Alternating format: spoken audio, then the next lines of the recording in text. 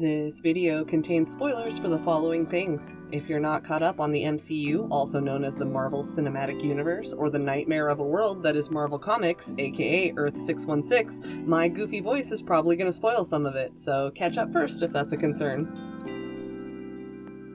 Hi there, and welcome to Videognosis, the YouTube channel that exists to collect copyright claims from every major TV network. If you remember back when WandaVision was airing on Disney+, there was quite a bit of speculation on what was really going on and who exactly might be involved. Of course, Mephisto, his story, and his ties to Wanda tended to dominate the conversation. And yet, for some reason, the baby arms pandemonium made out of Wanda's children before Mephisto got there didn't come up nearly enough. But instead of pretty much any of the theories, it turned out that Wanda had created her idyllic version of life by taking an entire town captive with magic, kind of subconsciously. Growing up in a war zone where her parents were killed by a Stark Industries missile, seeing her twin brother mowed down lamely in front of her, murdering her weird boyfriend for the good of the universe, only for Grimace on steroids to rewind time and murder him again to the detriment of the universe. These are all the types of things that kind of drove her into the deep end, and this was how she coped. A magic prison based on the television shows that helped her escape reality from the start. But anyway, I'd like to take a look at the other theories that didn't pan out. What they were, how we thought they might have worked, and whether or not those things might still show up in the future. Today I'm going to talk about the television ratings-obsessed dictator of the Mojoverse, who's one of the creepier X-Men villains on several levels. It's Mojo. Before we get into the actual theories, let's talk about Mojo himself and the kind of capers he gets up to.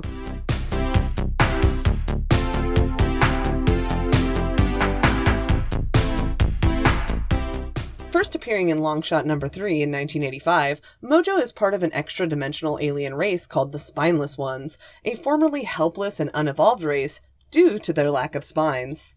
Arise, a man I guess, hailing from the other species that apparently dwelled with the Spineless Ones, created tech to help Mojo's people become more capable. He created artificial spines, but the Spineless Ones found those distasteful. So instead, Arise created arachnid-like mechanical platforms to help them move. Apparently, this was a mistake, as these inventions are what led to Mojo's rise and eventual takeover. It's never shown or stated exactly how Mojo took control, but seeing as their planet and universe, Mojo World and Mojoverse respectively, are named after him, his control seems pretty total and complete. Once Mojo installed himself as ruler, he ordered Arise to create slaves. Now, if you take a look at basically any Mojo appearance, you can tell pretty quickly he's not too stable mentally. His temper flares out of control constantly, he seems to have a pretty loose grip on the reality of most situations, and his selfish desires often change directions constantly. This is actually because the residents of Mojoverse have been haunted by images of demons for years. These demons invaded thoughts and drove people insane. It turned out that the demons were actually the people of Earth 616. Television broadcast beamed out of Earth made it to Mojoverse like some obscure future Bible hero song and drove the inhabitants there insane. So considering Arise wasn't too big a fan of Mojo's brand of authoritarianism, he created the slaves in the image of the demons that the Spineless Ones kind of feared. No worries for Mojo though, it didn't matter to him if the slaves were hideous and disgusting, they just needed to work, which is why Arise gave them abilities not unlike the mutants of Earth 616, and he also gave them wills of their own. They had an innate desire for justice and peace, so eventually they would rebel against Mojo. Before that, though, they built up the Mojo Empire, and eventually the jump was made to television, where the slaves became the actors and production crews. This is kind of the main reason for this theory. Mojo is known for being a parody of the slimy TV executive, so he would have fit perfectly into Wanda's television theme. Once the slave population was sufficient, Arise was commanded to make nuclear weapons. It was at this point, though, that he outright refused and was banished. But eventually, led by Longshot, the low-personality and high-luck superstar slave of Mojo World who can manipulate probability in his favor until it runs out, the slaves had their fated rebellion, and it didn't really go that well. Longshot was eventually captured by Mojo and had his mind erased because he was just too rebellious. Eventually, Longshot managed to escape though, and then was chased through a mysterious portal and ended up on Earth. Mojo sent other unliberated slaves after Longshot. Longshot ran, coming across random people, a Fantastic Four/Avengers member, and Avengers friends before eventually thwarting the other slaves for good. This prompted Mojo and his right-hand girl, the Time Dancer Spiral, to head to Earth to recapture Longshot, because Mojo feared that he would return one day to tell the other slaves about an entire planet full of beings just like them who were actually free. Those fears would be realized, because with the help of Doctor Strange, Longshot and company send Mojo back to his universe, But ultimately, Longshot decides to follow him and continue the rebellion. And thus the cycle began. Longshot would lead rebellions back home, often he'd fail, and he'd come to Earth for help, or he'd get flung there by Mojo for fun. Because of this, Mojo began to see the star potential of Earth's heroes, and he'd get them captured and brought to Mojo World in various ways whenever he could. Sometimes the Avengers, or just whoever he could grab in the 616 world, would join them. But often, any characters outside of the X-Men themselves would be simulated in some way. Then Mojo would force them to do stuff for TV content, and the kind of stuff would vary. Gladiator-style fighting events have always been popular, but Mojo forces people into a wide variety of genres, from fairy tales to sitcoms to harrowing adventures, even in his latest appearances. At one point, he even went as far as creating clones of the X-Men, dubbed the X-Babies, to provide him with constant X-Men content, as the real thing has a penchant for getting away. Possibly as, or more disturbing, is implanting cybernetic camera eyeballs into the mutant Psylocke so she could covertly record the X-Men's adventures for him. That one was weird. He doesn't even always abduct people from 616 to Mojoverse. Sometimes he just makes weird geometric prisons on Earth, not unlike Wanda's, and films the events inside. So yeah, Mojo's pretty serious about television and ratings. He was actually inspired by the ideas of those who were critical of television and mass media culture, like Noam Chomsky and Walter Lippmann. We're extremely familiar with many of these ideas today: corporate and elite ownership of news media, dangerous advertising, commodified fear, etc. The reliability of mass media is kind of a mess here in America, so Mojo is even more relevant today somehow. That was the initial idea behind Mojo, though, that he sedated the masses of Mojoverse with TV and stayed in power that way. So even with a few major differences between Mojo's story and WandaVision, it should be pretty obvious how Mojo could have fit in with Wanda here, and how he can fit in with our real lives so depressingly well, too.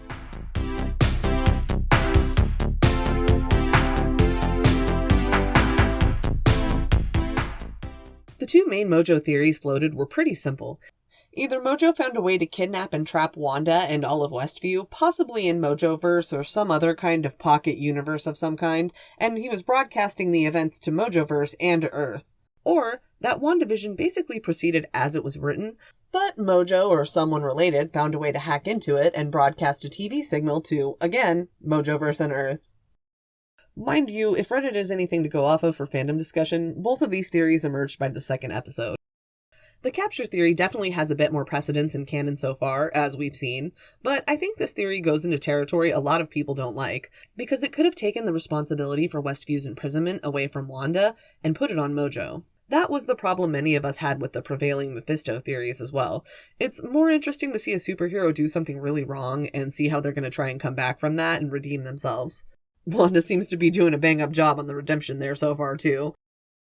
Mojo has come to Earth a few times and trapped people there for content, the most relevant being that geometric one I mentioned already. But really though, considering the turns WandaVision took, this theory fell flat pretty quickly. The fact that Wanda was the one in control started to come out a few episodes in and disproved this one. The other theory held out just a bit longer though.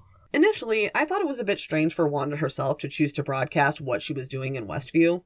One would think that she understood that what she was doing was wrong, or even that she would want to protect herself and hide what was happening. Agatha having to point out to her that strangling is wrong seems to indicate that her moral barometer may have been malfunctioning. What's stopping you? Use your power and do it now. Heroes don't torture people. And the writers of the show explained that the broadcast was almost a cry for help, and that Wanda was seeking some kind of validation by showing off what she had created. And that's shown further when the broadcast stops and she turns to Agatha and the film crew in her latest documentary-style show for that validation instead. The fact that she doesn't get it seems to push her further toward losing control. I can't fix it. Do you think maybe this is what you deserve? What? You're not supposed to talk. But let's pretend for a minute that that wasn't the case, because this one was my pet theory. I mean, I knew it would never happen, but it was my wouldn't it be crazy if it did theory. So let's just entertain the idea for a minute or two and think about what could have been, the poor man's what if. We can go back even further than WandaVision to start this theory off too. We have another character in the MCU who has some similarities with Mojo and a somewhat tenuous link with him in 616. It's everyone's favorite dictator, the Grand Master. Some say that the Grand Master being interested in his contest of champions makes him a sort of replacement for Mojo, but I don't think so. Mojo isn't only known for gladiator fights, and the Grand Master has been known to dabble in them in the comics too. His interests are a little more diversified in the comics. He doesn't only pit heroes against each other, but he does have a few contests of champions in his time. They may have been a bit more reminiscent of Dragon Ball than the MCU, but still. In the latest one, the Grand Master chose a champion team to fight for him against the champion team chosen by his brother, the Collector, in a competition for some fancy space dust or something. Being named after your hobby apparently runs in their family. This Grand Master also happens to have a crush on the mutant pop star, Dazzler.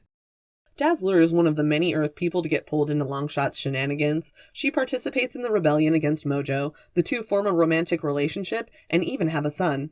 That son goes on to be Shatterstar, who, not unlike Fry in Futurama, does the nasty and the pasty, kind of, and becomes his own dad. It's a lot more complicated than that, but let me get the focus back where it belongs. The Grand Master stages a roller derby contest of champions and forces Dazzler to compete. Then he reveals the entire thing was a ploy to get a date with her. It ends with her team beating the shit out of him and Dazzler calling him son, which was a choice that was made. This may have been a tangent, but technically it's kind of a link to Mojo. So if we wanted to port that over to the MCU, we could maybe say that the Grand Master could know Mojo and could have some kind of dealings with him. Some exclusive broadcast rights, maybe? Who knows? If we don't go that route, maybe we could borrow the Psylocke camera eyeball idea, because any of these weirdos back here, or here, or here, could be someone who got trash-shooted to Sakaar from Mojoverse. I mean, who knows where all those portals come from? If Team Drunken Idiot plus Bruce could make it off and eventually to Earth, why couldn't someone else? Honestly, before Agatha was confirmed, I was thinking one of the suspicious residents might have been a Mojo operative, from Sakaar or not, whatever, who had been attracted by Wanda's power or the general bizarre nature of what was happening at Westview. I was so close, and yet so far. There are a few MCU characters that I think are way better than their comic counterparts, and Elizabeth Olsen's take on Scarlet Witch is at the top of the list for me. And Agatha is already my newest favorite MCU character, so none of this theory talk should be taken as a criticism of the show. It's just fun to speculate. Really, there's only one major thing I would criticize, and well, it's only tangentially related, and we've already gone down a similar road.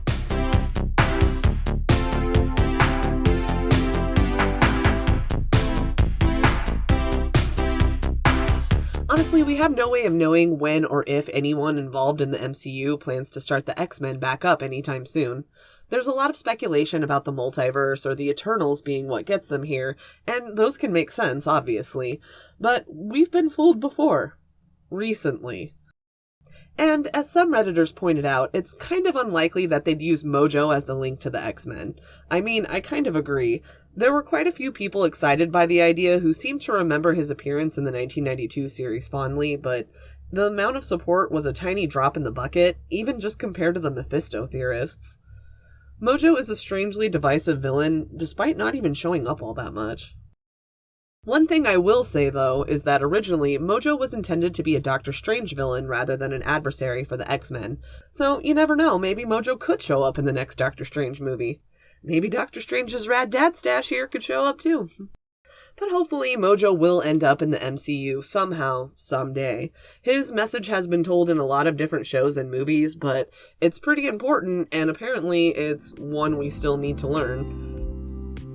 Thank you a ton for watching my video. I just want to say that I'm a huge X-Men fan, like, to a disgusting degree, so I really hope we do get something cool with them in the MCU sometime in my lifetime. Let's all agree not to let it be another Dark Phoenix attempt, though. Anyway, if I messed anything up, please let me know. I always welcome constructive criticism. I really need it to improve, so please leave me a comment if you have something to say. I try to make sure I get everything right in my videos, but I can only listen to myself so many times, so there's probably stuff I didn't catch. Anyway, thanks again, and I'll see you in the next video, Gnosis.